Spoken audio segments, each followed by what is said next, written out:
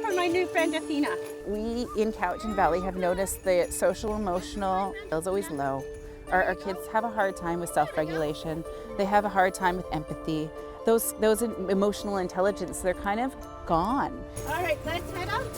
Teachers are working to change that for these students at Parkside Early Learning Centre in North Cowichan, where the curriculum unfolds organically.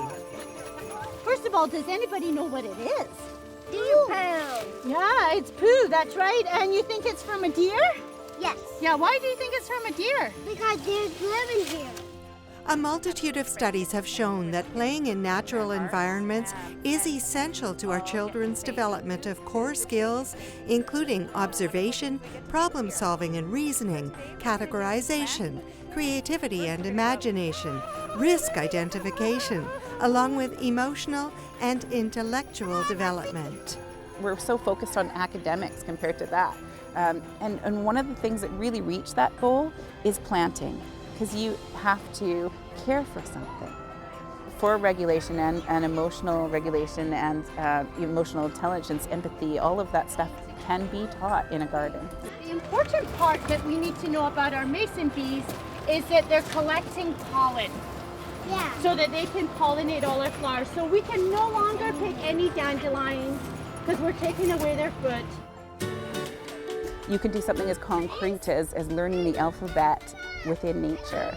So they really build that confidence and that fulfillment and that feeling of success, of accomplishment. You can do it, I know you can. Sure you can. Here, pass me your hand. See? You did it. The Parkside project began in 2015 and promotes hands-on learning to discover nature. Gardening and food harvesting happens at a safe spot indoors.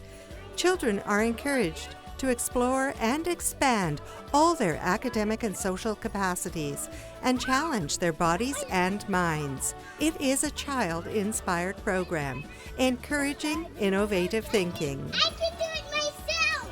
They gain so much more from something that they're very interested and keen on.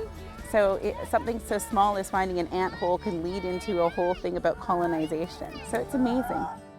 So those are our forest fairies, and they're harvested pine cones, and the top are drawer knobs, and with some recycled yarn and felt, we were able to create what the children like to call is our garden fairies. These feathers, many of them were harvested from our fields and in our forest. We have lots of fun creatures that come and visit, and we find some great things in our forests. We have lots of rocks that are from our local beaches and shells that we found on our shorelines. Our planet gives us wonderful things to play with. Naturalist John Lubbock wrote, "Earth and sky, woods and fields, lakes and rivers, the mountain and the sea are excellent schoolmasters and teach some of us more than we could ever learn from books." Written over 100 years ago, it seems we are learning from the past. Is this nature-based learning successful? I think we measure through happy faces. We teach with, mind, heart, and hands, and you can see that natural learning unfold, being conscious about the environment. It's successful because they're successful, and that makes a program really good. The Nature House Preschool helps children understand our earth, themselves, and their community. For Go on ShawTV, I'm Daphne Goode.